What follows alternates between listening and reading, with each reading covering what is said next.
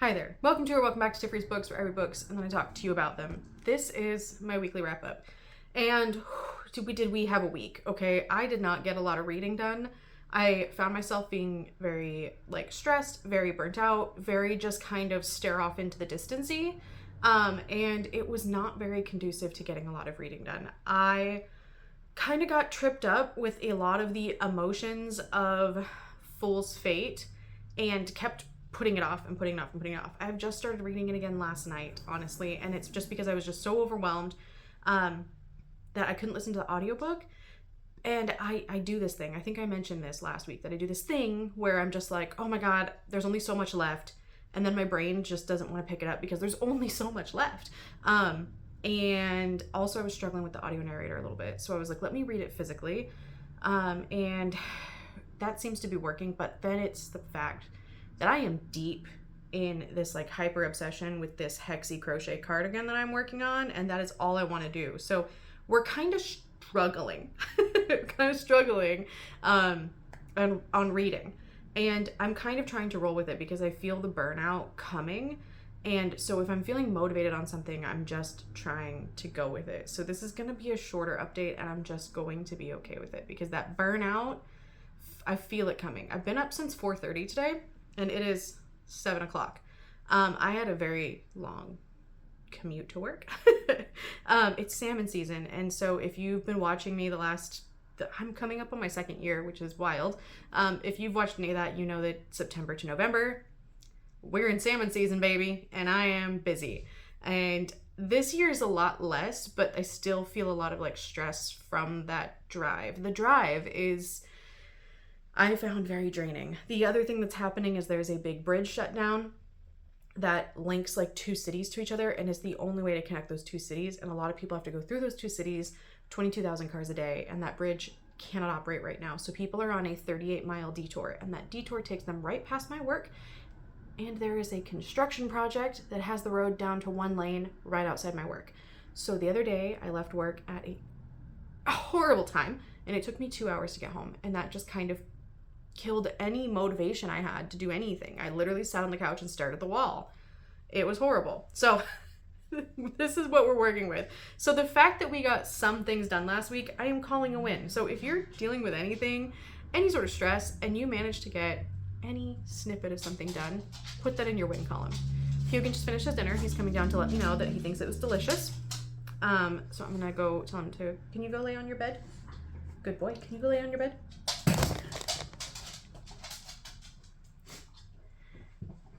I think his eyes are starting to go a little bit because he just slammed into the leg of the table.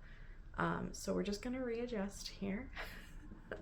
And we're going to hope he's not too noisy because he's going to do his grooming his front paws that he does post dinner time. So anyway, I read some things last week. I read 3 manga volumes and quite a few pages in Fool's Fate, to be fair, that I read with my eyeballs, which was a feat in itself. So let's talk about it. So first, the 2 things that I did read, I read 2 volumes. I read volume 2 and 3 of Full Metal Alchemist. I was really enjoying this. I got a little emotional. I think I talked about this last week because there's an episode with a man and his daughter and their dog. And the things that happen in that one are horrendous. This borders on horror. I mean, I would consider it YA. I would consider a 13 or 14-year-old fully capable of reading this and processing it, but it definitely borders on horror in a lot of ways, but it has some great commentary on society. So if you're unfamiliar with Full Metal Alchemist, where have you been culturally? Because I have to have a lot of cultural things explained to me, but there are certain online aspects, and this is one of them, that I am aware of. So Full Metal Alchemist, I was late to the party on this. I think I watched it all in a month in 2014. Or 2013, somewhere around there. I watched all of it. I binged it, and I loved it. And so I finally picked up the manga. We're following these 2 brothers, Edward and Alphonse, and they are alchemists, but they're teenagers. And so in this world, alchemy is the magic. Alchemy has the magic in here has such a solid rule system, and that is equivalent exchange. Whatever you put in, you have to get something. You have to put in something of equal value to get something out. and all of these different alchemists that work for the state government, and their goal is to like help and support the people, but some of them use that power abusively. And our brothers have a strong sense of justice, and Edward kind of goes about things in a unique way to deal justice and to kind of skirt around the rules of what he is and is not allowed to do as a state alchemist, which is kind of interesting to me. I find it fascinating the way that that works in this world.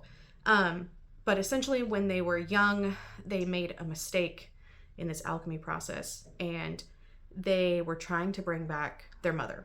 And in this process, Edward lost his brother Alphonse, and to bring his brother back, he sacrificed his arm and his leg, but he got his brother's soul in exchange, and he bound him to a suit of armor.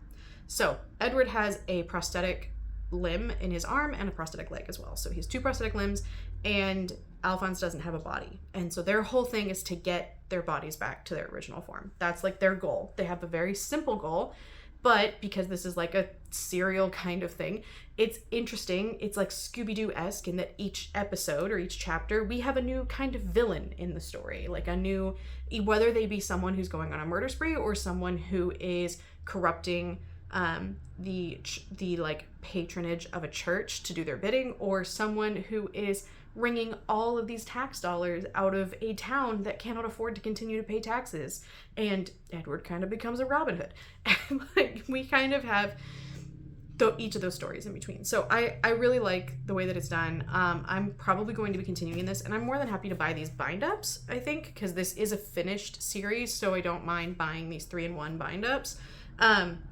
My local bookstore, when I bought this one, he did tell me that he's planning on ordering more of them in. So I will be more than happy to go back and buy them from them.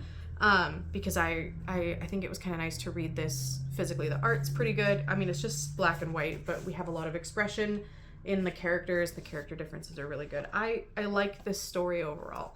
So that is one thing. I read these 2. I read 2 volumes in this. And then I read volume 3 of Witch Hat Atelier. I have volume 4 currently. I started it a little bit today, but then I got super busy with work, so didn't quite get to read as much of it as I expected to, which is good because it meant I got out of work kind of early. I've been home since like 12 and off, which is great. I've just been like zoning out on the couch. But this follows a young girl. It's YA. It's less dark than this, but it does have a dark element to it. And she accidentally stumbles upon the secret of magic. And instead of wiping her memory, like what's supposed to happen to an outsider, she gets invited to be an apprentice for this magician. Witch. And he decides not to wipe her memory because she holds a secret to this group of rebel witches that are trying to bring back kind of dark magic, essentially. Magic in this world, again, has very specific rules, and it's all based on elements. And you have to draw things within a circle, very much like the alchemists do, to make the magic happen. And that's where magic comes from. The 2 have very similar magic system in a way, except for we're not transmuting things in Witch Hat Atelier like we are in Full Metal Alchemist. But essentially, our girl, our main character, has accidentally harmed her mother. And so her goal is to get her mother unfrozen from stone. She's turned her mother into stone, essentially, and her goal is to undo that. So again, mother things. So oh yay, my phone battery is now at 15%. Awesome. Just doing great. So that I read the 3rd volume of that, where we're getting more into the world, more into the lore, and it's building up to be a little less cheesy. It kind of started out a little cheesy for me, a little more like with the power of friendship and love, and I was like, ooh, is this my vibe? But I kept reading. Kyla from Infinite Library was like, this is my recommendation, and so I've been reading it for them, and I was like, I'll push past it because Kyla said it's really good, and we do align on a lot of things. We also don't align on a lot of it's very interesting. But I was like, I'll keep giving it a try, at least until volume 3, and they've all been pretty good. Like, I haven't been like, oh my god, this is the best manga, but I've not been hating it. I've been enjoying it. It hasn't been very cringe. It's just been a little, the first volume felt a little young for me, and but I think we're kind of building more into the world where it's not feeling so young anymore. And I do like the characters. So that's the things that I finished. I told you I read a whole lot. So yesterday I did start some things. Let's talk about what I started yesterday. I started the 7th book in the Wayward Children series, which is by Shauna McGuire. This follows children who have gone into a door to another world, come back, and are wrestling with dealing with the consequences of coming out of that world. All of these worlds, for at least all of the kids that we have been exposed to, it was their happy place. And so when they came back, they are dealing with a lot. They are kind of society's rejects of kids. They didn't have a place where they felt at home. They didn't have a good, loving home environment, and we've been kind of following them. Book 7 is one that needs to kind of be read in order. There are a couple of standalones that you could read, but I do recommend just reading them in order. I think you can get a lot out of reading them in order. They're all novellas. They're very short. This is a 4.5-hour audiobook that I'm listening to. And it follows Cora. So Cora we met in book 3. And she went to a mermaid land where she was a mermaid. She is an overweight girl. And she tried to take herself out of this world because of the bullying she experienced. And when she did that, she found herself living in the trenches with the mermaids, where she like became a hero and she fought battles and all of this stuff. And now she's back on our world. And so this book is her dealing with the aftermath of something that happened in the last book that we saw her in, which was book 5, which was Down Among the Sticks. And no, that's book 2. This was oh my gosh, it's this one with it's the next Jack and Jill story, because there is like 3 technically Jack and Jill stories so far. So it's, what is it? Come Tumbling Down. It's Come Tumbling Down. And so in that book, Cora has a pretty traumatic experience, and now she's dealing with that trauma, and she's about to maybe make a bad choice. And that's kind of how far I got. I've just listened to a little bit more of it, but we're only going to what I listened to yesterday. So I think this one is going to be a little hard for me because we're dealing a lot with body image, and a lot of Cora's body, like, people she thinks bully her for her weight, but a lot of it is in her head, and it's her bullying herself and her deciding what other people are thinking about her before they've even said it. And some of that is because that's what she's been told by other people before, so now she just assumes that everybody's thinking that. And so it's being a little much for me.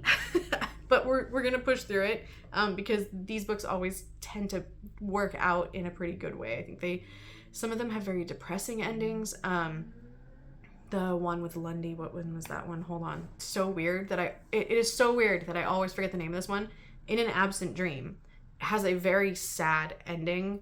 I was so sad for that character in that, but it made sense. So anyway, that's that. And then I also I got a bunch of these from my library. I was going to read them this weekend, and then my brain just went, no, you're not.